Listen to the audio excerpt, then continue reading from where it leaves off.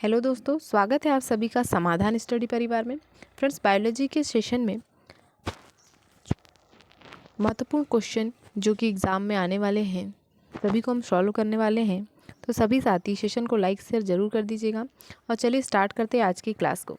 देखिए, पहला क्वेश्चन है, प्रत्येक वृषण में कितने टेस्टिकुलर लोब्स होते हैं? प्रत्येक वृषण में कितने टेस्टिकुलर लोब्स होते हैं? About 100, about 150, about 250, infinite. प्रत्येक वृषण में कितने टेस्टिकुलर लोब्स होते हैं? ऑप्शन 3 हमारा राइट आंसर होगा, अबाउट 250। 250 जो प्रत्येक वृषण में 250 टेस्टिकुलर लोब्स होते हैं। तो ऑप्शन 3 हमारा यहाँ पर राइट आंसर है फ्रेंड्स। अगला क्वेश्चन है, नर सहायक ग्रंथि में सम्मिलित है। नर सहायक ग्रंथि में सम्मिलित है prostate gland, bulbo urethral gland, seminal vesicle, all of एबो। नर सहायक ग्रंथि में सम्मिलित है, आंसर होगा ऑप्शन 4 ऑल ऑफ एबो, मतलब सभी। ऑप्शन 4 इसका राइट आंसर है। अगला क्वेश्चन है, नर में शिश्न त्वचा के ढीले वलन द्वारा आश्रित होता है जो कहलाता है। नर में शिश्न त्वचा के ढीले वलन द्वारा आश्रित होता है जो कहलाता है। जो नर शिश्न होता है उसमें जो त्वचा का ढीला वलन होता है वह किसके द्वारा आश्रित होता है? Foreskin urethral meatus, external genitalia, फैम्ब्रिन। ऑप्शन फर्स्ट फॉर स्किन इसका राइट आंसर होगा।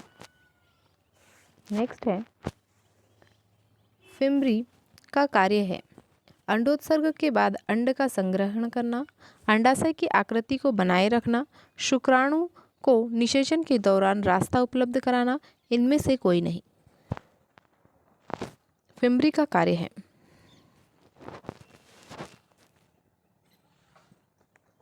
आंसर होगा अंडोत्सर्ग के बाद अंड का संग्रहण करना, ऑप्शन 1। अगला क्वेश्चन है, कौन सा कथन गलत है?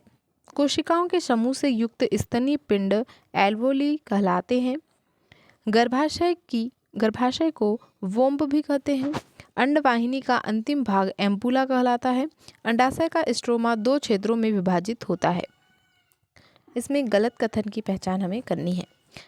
आंसर होगा ऑप्शन 3, अंडवाहिनी का अंतिम भाग एम्पुला कहलाता है। ये गलत है, तो ऑप्शन 3 हमारा यहाँ पर राइट आंसर होगा। अगला क्वेश्चन है, शुक्र जनन तब शुरू होता है जब स्त्रवण बढ़ जाता है। GnRH, LTH, oxytocin, relaxin. शुक्र जनन तब शुरू होता है जब स्त्रवण बढ़ जाता है। किस हार्मोन के स्त्रवण बढ़ने से जो है शुक्र जनन शुरू होता है? ऑप्शन फर्स्ट GnRH हार्मोन जो होता है इसके बढ़ने से शुक्र जनन शुरू होता है। तो ऑप्शन फर्स्ट हमारा राइट आंसर होगा। अगला क्वेश्चन है, एंट्रम है। एंट्रम के बारे में पूछा गया है कि यह क्या है? तरल से भरी पुटकीय गुहा, एक आंतरिक थीका इंटरना, एक परिपक्व पुटिका, तरल विहीन पुटकीय गुहा। ऑप्शन फर्स्ट तरल से भरी पुटकीय गुहा इसका सही उत्तर होगा। अगला क्वेश्चन है, अंडोत्सर्ग है। अंडाशय से द्वितीयक oocyte का मुक्त होना, अंडाशय से प्राथमिक oocyte का मुक्त होना, ध्रुवीय काय का मुक्त होना, ग्राफियन पुटिका का मुक्त होना।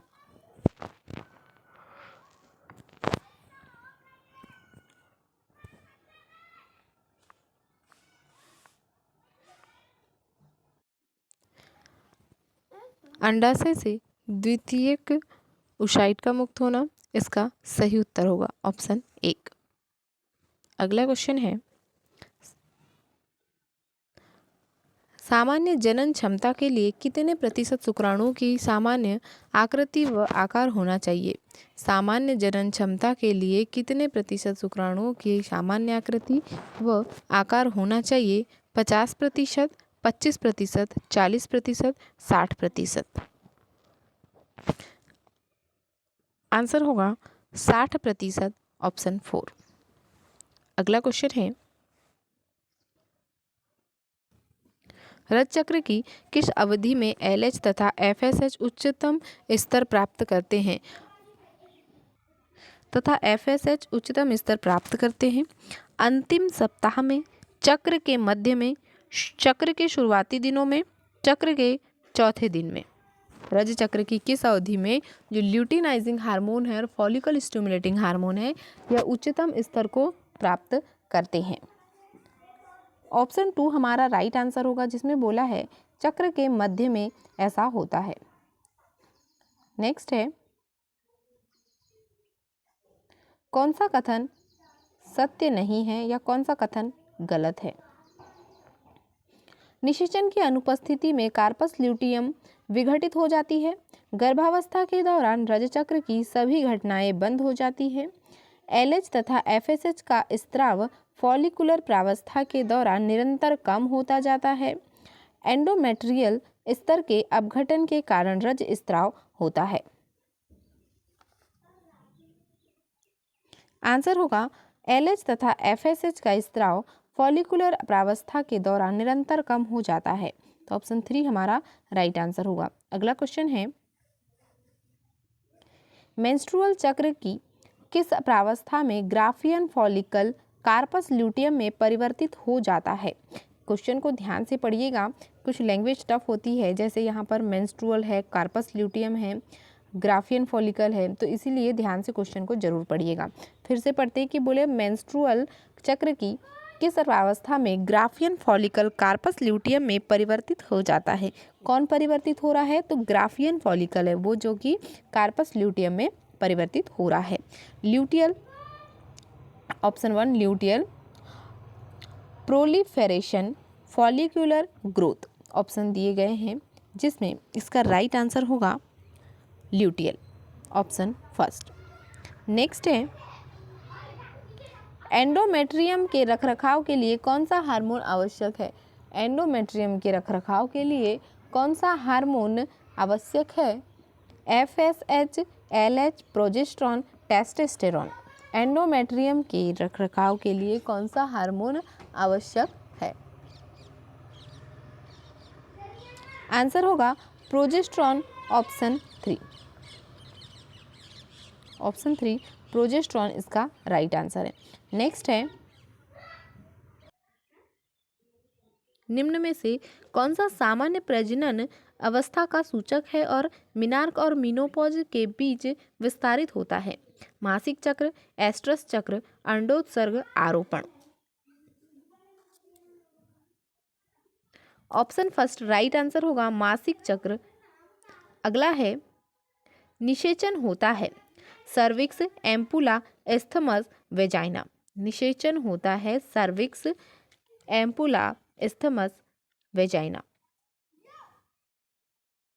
ऑप्शन 2 एम्पुला इसका राइट आंसर होगा। नेक्स्ट है, 8 से 16 ब्लास्टोमियर्स युक्त भ्रूण कहलाता है? Morula, blastula, gastrula, foetus.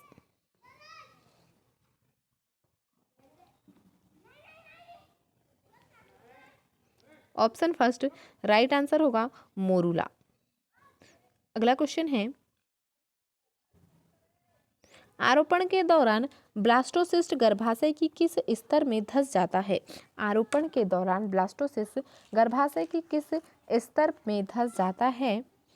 Trophoblast, endometrium, myometrium, perimetrium.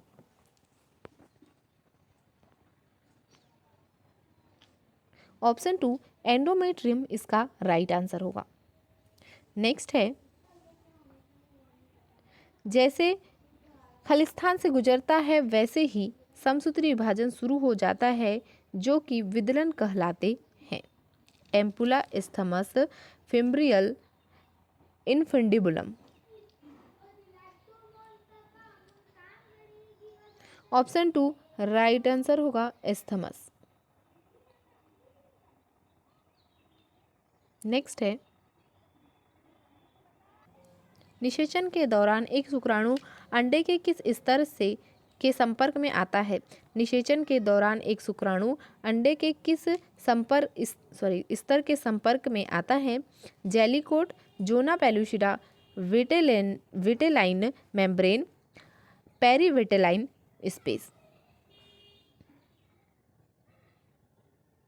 Answer होगा जोना पेलुसिडा, ऑप्शन 2। अगला क्वेश्चन है, अपरा का कार्य है भ्रूण को O2 की आपूर्ति, भ्रूण द्वारा उत्पादित CO2 को हटाना, कई हार्मोन उत्पादित करना, उपयुक्त सभी।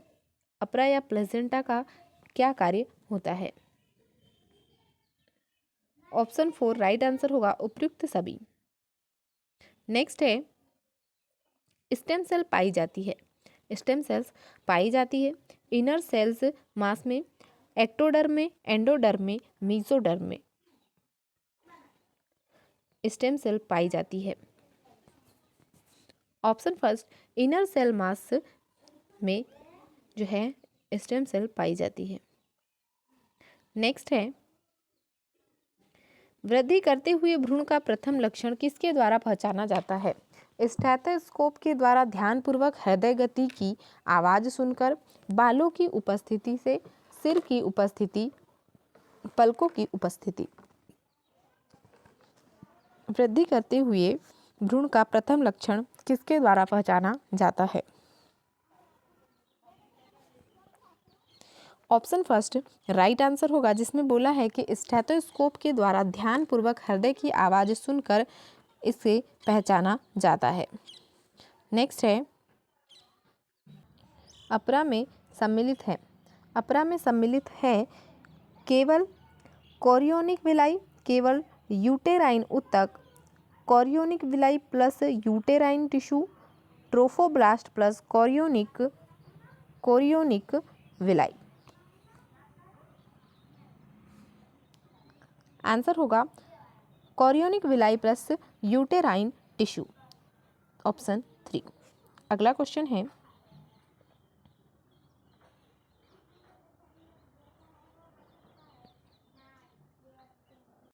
मनुष्य की गर्भावस्था की औसत अवधि लगभग 9 माह होती है, जो कहलाता है गेस्टेशन, पर्चुरेशन, लोकेटेशन, इम्प्लांटेशन।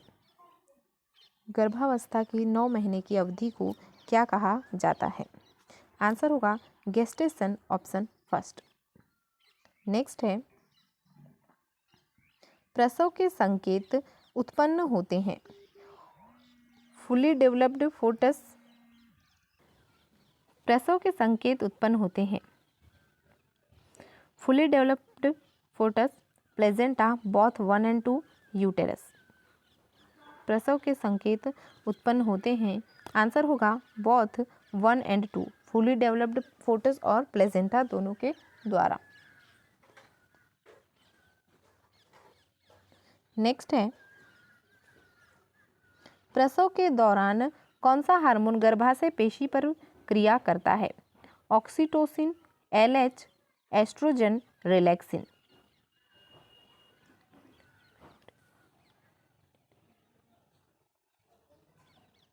आंसर होगा ऑक्सीटोसिन, ऑप्शन फर्स्ट। नेक्स्ट है, गर्भावस्था के दौरान मादा की कौन सी ग्रंथि में विभेदन होता है? Thyroid, memory, pituitary, thymus. ग्रंथि विभेदन गर्भावस्था के दौरान होने वाला ग्रंथि विभेदन मेमरी होता है, ऑप्शन 2। नेक्स्ट है, कोलेस्ट्रम के लिए सही है। इसमें कई प्रतिरक्षी होते हैं। यह लैक्टेशन के अंतिम कुछ दिनों में स्रावित होता है। यह एक फिरोमोन है। यह सफेद रंग का होता है।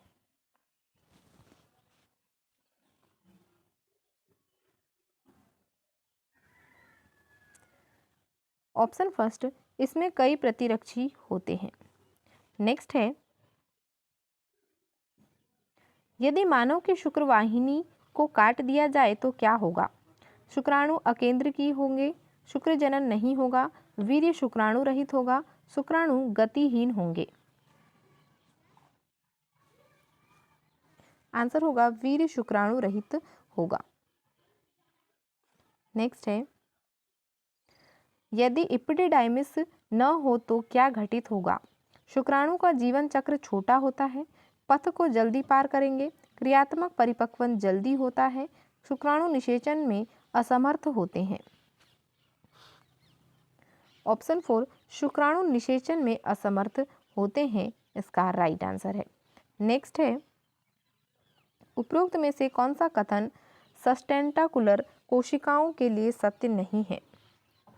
यह जननिक उपकला कोशिकाओं के बीच में स्थित होती है, यह शुक्राणुओं को पोषण से संबंधित है, यह रक्त वृषण अवरोधक बनाती है, यह एस्ट्रोजन से टेस्टोस्टेरोन का निर्माण करता है। आंसर होगा यह एस्ट्रोजन तथा से टेस्टोस्टेरोन का निर्माण करता है। एस्ट्रोजन से टेस्टोस्टेरोन के जो निर्माण की बात की गई है, यहाँ पर ये गलत कथन होगा। किसके लिए? सस्टेंटाकुलर कोशिकाओं के लिए। तो ऑप्शन 4 हमारा करेक्ट आंसर होगा। नेक्स्ट क्वेश्चन है, कायिक गुणसूत्रों की संख्या 40 है, कोशिकाओं में गुणसूत्रों की संख्या होगी। जो कायिक गुणसूत्र है उसमें 40 गुणसूत्रों की संख्या होती है, तो कोशिकाओं में गुणसूत्रों की संख्या क्या होगी? 40, 20, 10, 40 व 20।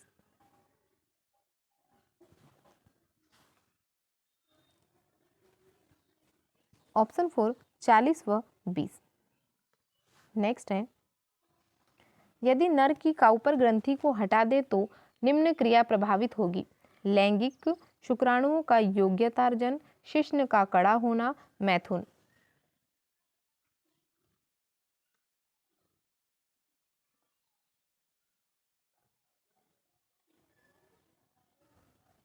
आंसर है मैथुन, ऑप्शन 4। नेक्स्ट है, उपरोक्त में से कौन इनहिबिन के स्त्रावण द्वारा शुक्राणु जनन का नियंत्रण करते हैं? वृषणजालक, पुटिका कोशिकाएं, लेडिंग कोशिकाएं, सस्टेंटाकुलर कोशिकाएं।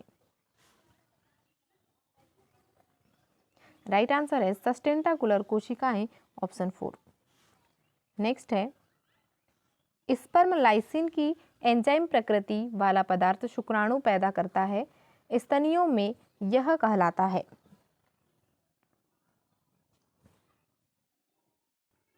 हाइलुरोनिडेज, हाइलुरेनिक अम्ल, एंडोगैमोन, क्राइनोगैमोन। आंसर होगा हाइलुरोनिडेज, ऑप्शन 1। नेक्स्ट है,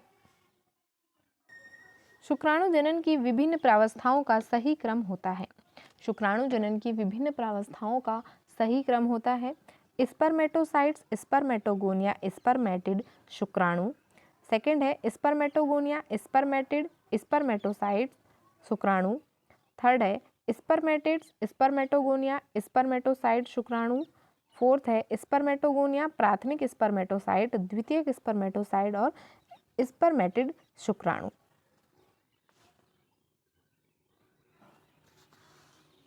ऑप्शन 4 हमारा बिल्कुल राइट आंसर होगा, जिसमें बोला है कि स्पर्मेटोगोनिया फर्स्ट में आएगा, सेकंड आएगा प्राथमिक स्पर्मेटोसाइट, थर्ड आएगा द्वितीयक स्पर्मेटोसाइट, उसके बाद स्पर्मेटिड और फिर शुक्राणु। तो यह हमारा सही क्रम होगा। किसके लिए? शुक्राणु जनन की विभिन्न प्रावस्थाओं के लिए। Option 4 is A correct answer. अगला क्वेश्चन है फ्रेंड्स,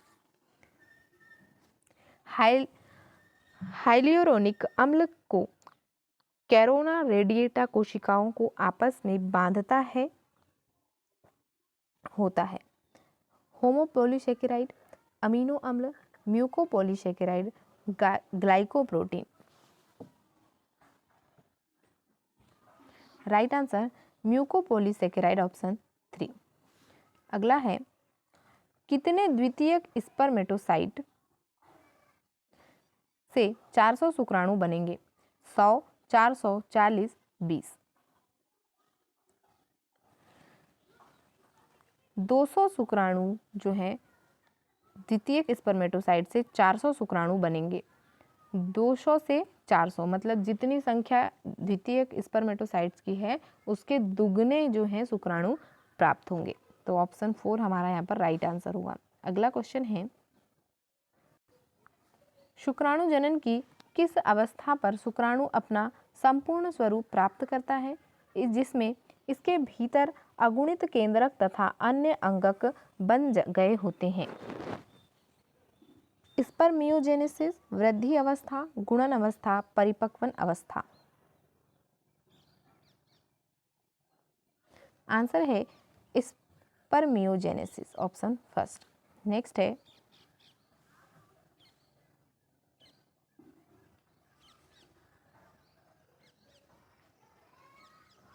एक पक्षी के अंडे को वार्निश से पोतने के पश्चात इनक्यूबेट किया जाता है। अंडे का स्फुटन नहीं होता है क्योंकि परिवर्धनशील भ्रूण पहला है उत्सर्जन नहीं करता और मर जाता है। नाइट्रोजनी अपशिष्टों की उपस्थिति में यह योग का उपयोग नहीं कर पाता। O2 आपूर्ति रुक जाने से मर जाता है। वार्निश के विषैले प्रभाव के कारण मर जाता है।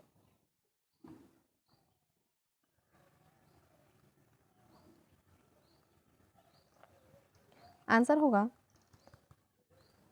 O2 आपूर्ति रुक जाने से मर जाता है, ऑप्शन 3। तो यह था फ्रेंड्स आज का बायोलॉजी का सेशन। सभी साथी सेशन को लाइक शेयर जरूर कर दीजिए और बने रहे समाधान स्टडी परिवार के साथ में। मिलते हैं फ्रेंड्स अगले सेशन में। Thank you for watching.